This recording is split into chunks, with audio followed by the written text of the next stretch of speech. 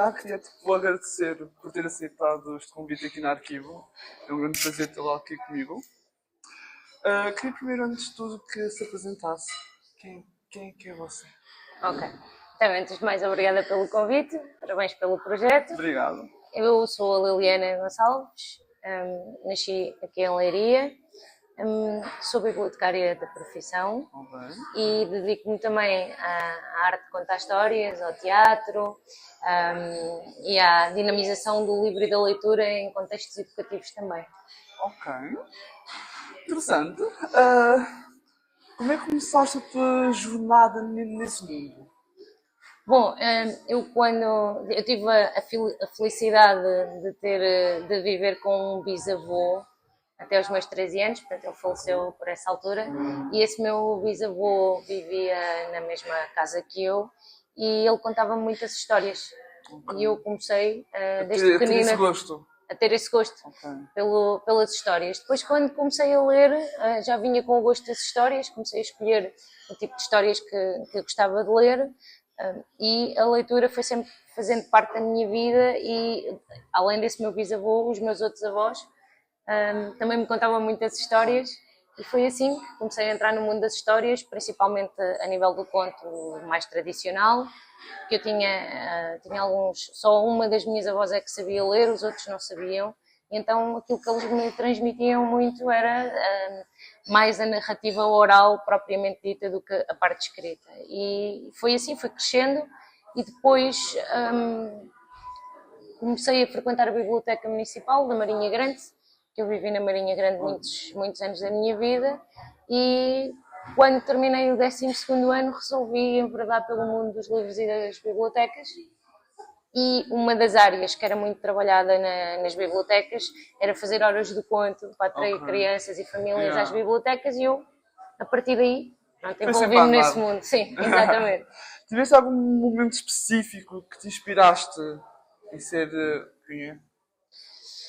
Tive vários, acho eu. Houve vários momentos da minha vida que me inspiraram. Eu, quando comecei a contar histórias a crianças, foi numa altura em que eu não conhecia outros contadores de histórias, as minhas referências eram estes meus familiares, na verdade. Depois comecei a conhecer outros contadores de histórias que são verdadeiras referências a nível nacional, dos quais destaco o António Fontinha e a Cristina Tacolim, entre outros, mas os primeiros que foram as minhas grandes referências e que eu dizia quando for grande quero ser como eles, é o Fontinha e a Cristina Tacolim. Apesar de eu ainda hoje achar que não, ainda estou a muitos anos de luz deles, mas são as minhas verdadeiras referências. Isso foi sempre bom, tipo, ter alguém para seguir tipo, os meus passos, por assim dizer. Sim, aquilo que eu admirava muito neles era a capacidade de pegarem em contos tradicionais portugueses e também de cariz europeu e conseguirem envolver a audiência que tinham à frente, principalmente os meninos mais pequeninos, sem recurso ao livro ou a ilustrações, ilustrações, não é? Para as histórias e na verdade foram eles, além do meu bisavô, claro. Como é que tipo, equilibras a tua vida pessoal desta tua vida artística?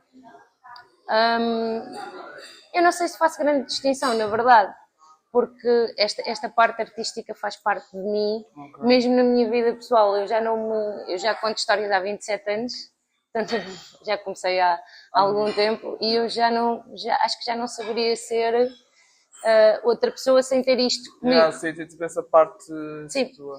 Porque mesmo quando estou com os meus amigos ou com a minha família, a forma como às vezes eu transmito alguma coisa que aconteceu na minha vida ou alguma coisa do dia-a-dia, já tenho em mim a contar a situação já com um traço de storyteller. Sim, exatamente. E como é que tu descreves o teu processo criativo? Bom, eu diria que costumo dizer que não sou eu que escolho as histórias, são as histórias que me escolhem a mim. Eu, neste momento, só conto histórias que gosto verdadeiramente e que me digam alguma coisa. Porque se eu não estiver a sentir aquilo que estou a dizer, nunca vai ser a mesma coisa. Portanto, acho que posso dizer que esse processo tenho que gostar e sentir aquilo que estou a ler ou que estou a interpretar. Quais foram os maiores desafios da tua carreira? Se tiveres. Pá,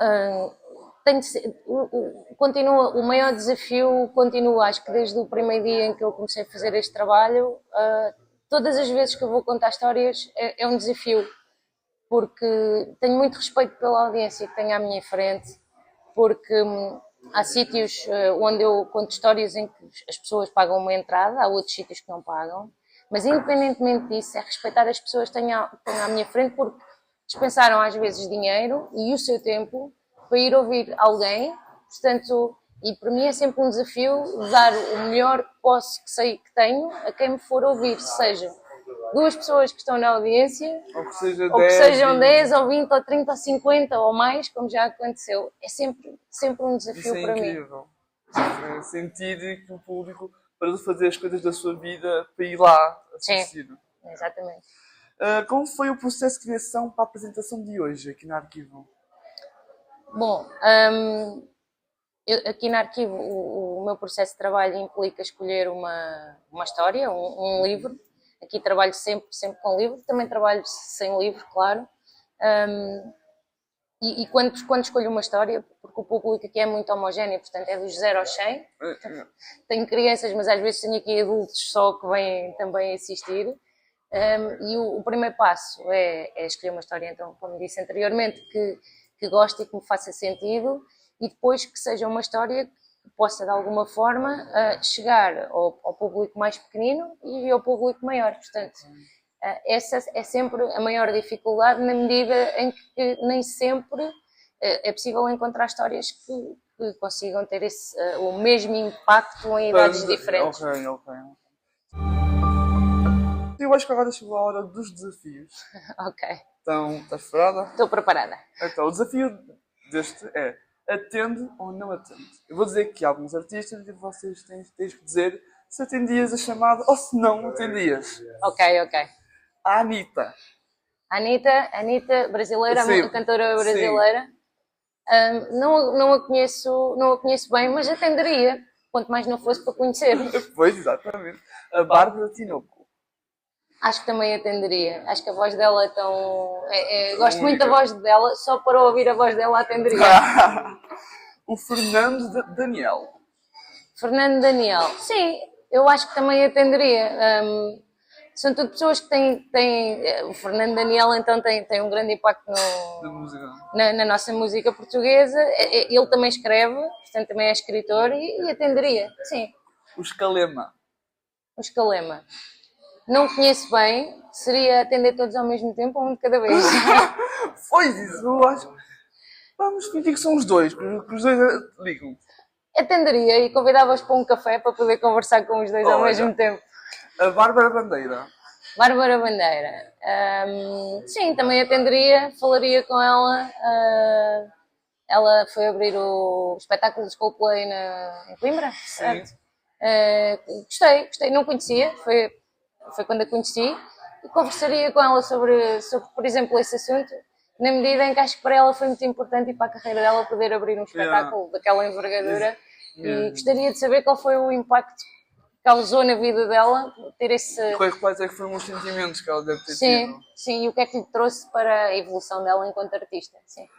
O Diogo Morgado, aquele ator que fez o atenderia com certeza, porque é um grande ator e gostaria também de trocar umas impressões com ele. Sim. E os Dama? Os Dama. Faria a mesma coisa que os Calema, convidava-os todos Para um café.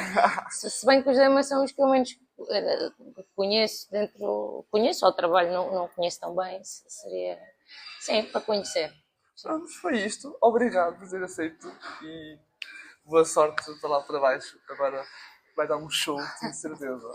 Muito obrigada, as maiores felicidades para este projeto. Obrigado. E obrigada por me quererem ouvir e até à próxima a todos que irão ouvir este momento. Obrigada.